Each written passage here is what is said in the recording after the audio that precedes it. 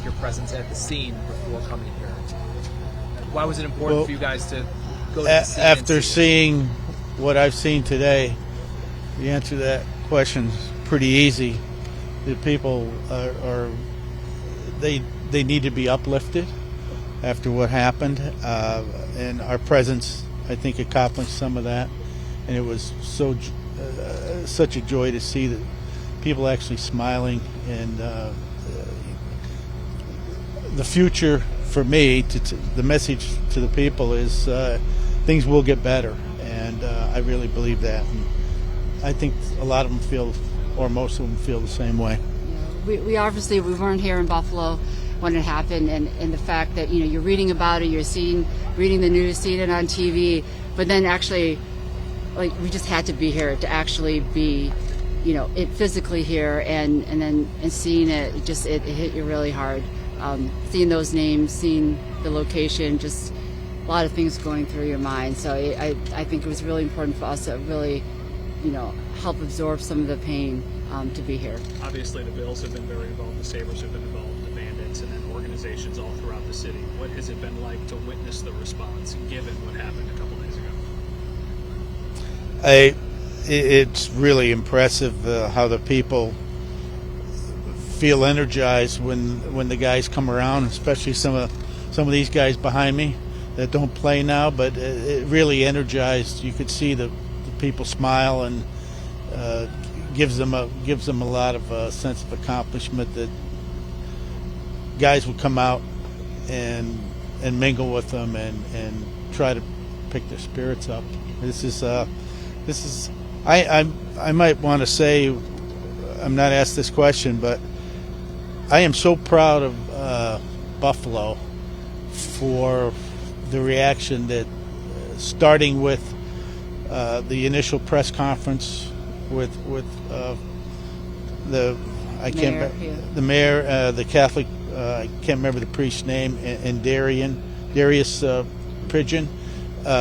It was all about prayer and love, and to me, I was sitting in Florida, and I had a tear in my eye to see how we started down the path of recovery with prayer, and let's pull together and come out of this together. Kim, what's your message to the people of Buffalo and to the victims' families and what they're going through right now?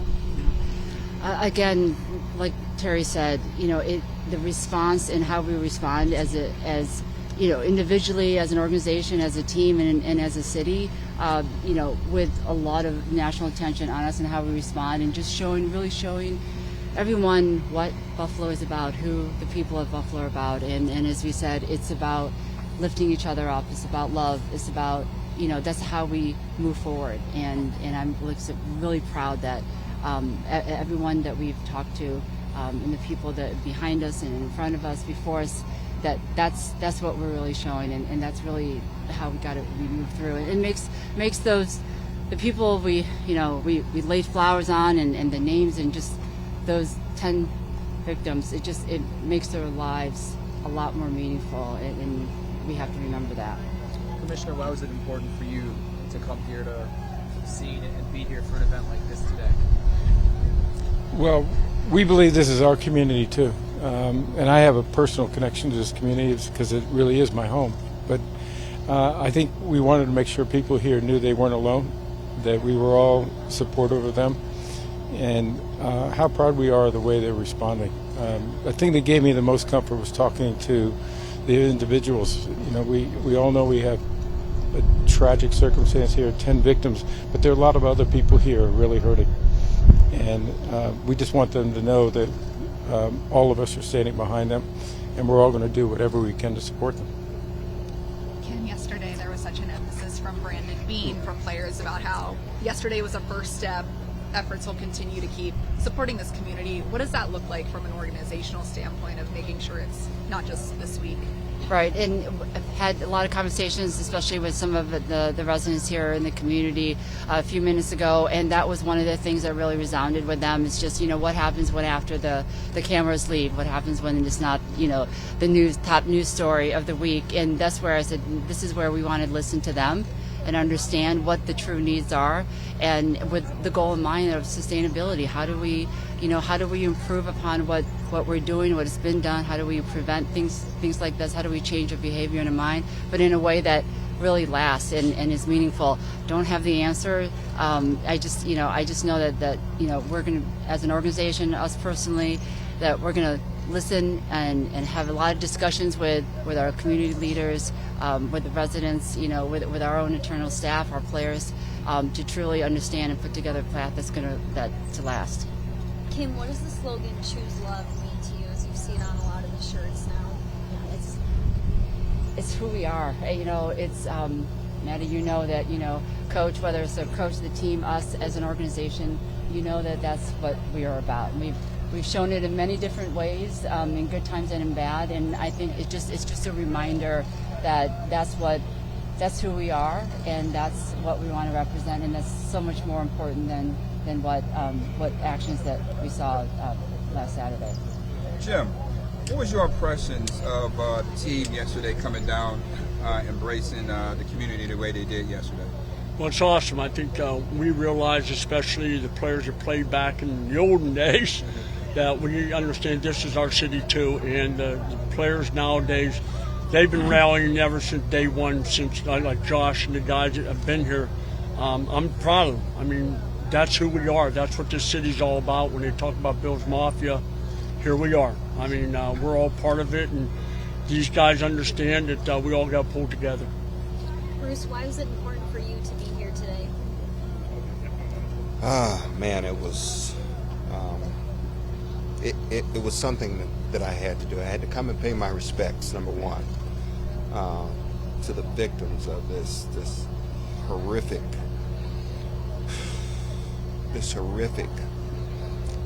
rampage of killing innocent African Americans just going to the grocery store.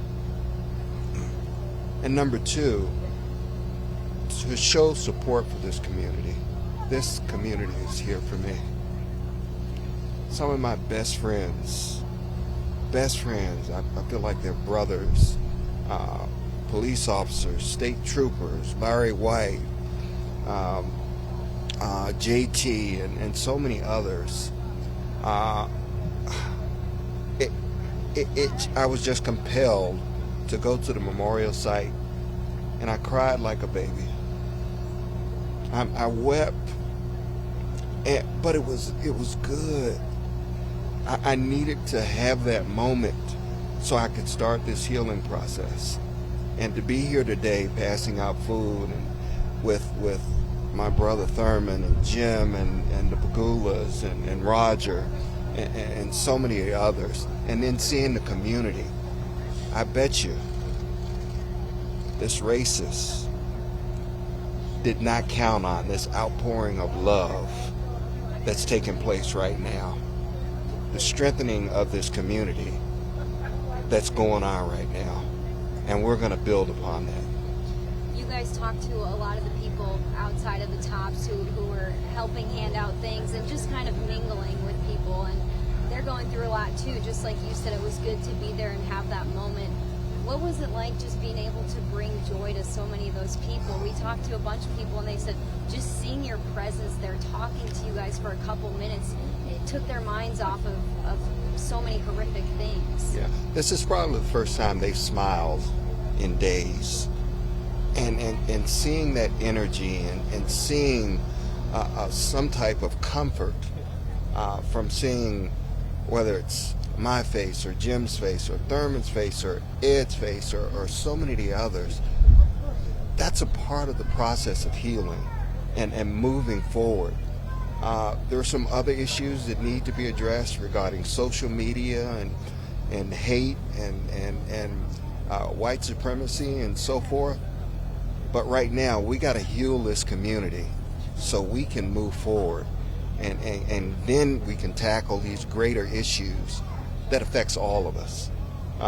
It's one thing to see a horrific event like this take place and you don't have any attachment to it, but this is in our front yard. This affects people that you've grown up with and you've known for 30 years or more. And that's where it hurts the most. It feels like somebody just ripped the insides out of you, and it hurts so bad. But we will make this community stronger, hopefully put some more smiles on these folks' faces, and spend some time with them and let them know that we love them. When you see the stream of people coming to get groceries, do you get a sense of the sort of the symbolic blow that, you know, it happened at this grocery store that was so integral to and important to the community? Yeah, well, the question you just asked, you just hit it right on the head. This community is a tight-knit community. I was just talking to one of the pastors over there, and he was telling stories about a friend of mine by the name of Larry White, who was a Buffalo police officer who died a number of years ago. And we were laughing, and he was telling us the stories about how, as a teenager, Larry White used to, you know, mentor him and see him standing on the corner and would say, "Boy, where are you going?" You know, he'd pick him up and put him in his car and take him home and turn the lights on, and his parents would come out, "What do you do this time?"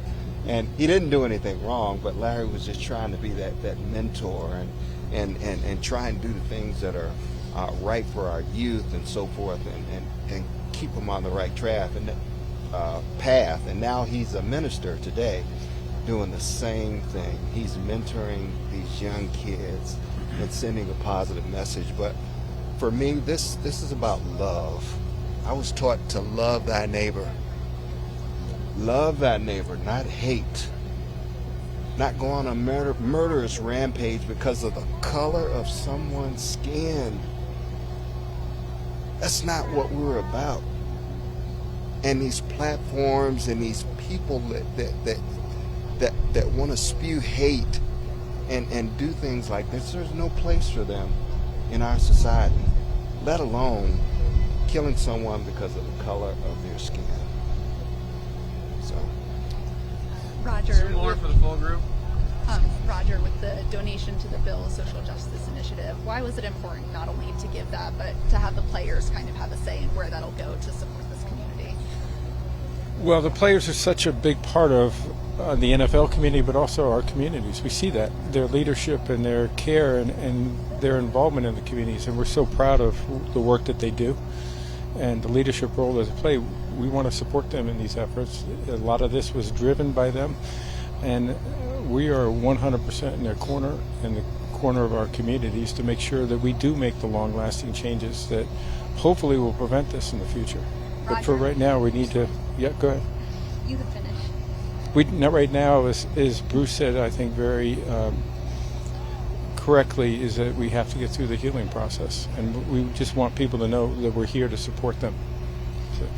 Buffalo is one of 32 teams in the NFL. You came to Buffalo today to pay your respects and to help as well. What type of sense are you getting from this community and just how special they are to the NFL, the legends, the people of Buffalo? Well, this community has always been a big part of the NFL, and I think the fan base is a big part of that. The Pegula's leadership, these players through the decades, it's always been a big part of the NFL. And I think what we saw today was the strength of the people here, and those the people's, to me, were incredibly inspiring, talking about how they're dealing with this, the strength that they have, how much they appreciated everyone being here, and making sure that they knew that all 32 communities in the NFL, but this entire nation, and I think this world, are in their corner and supporting them.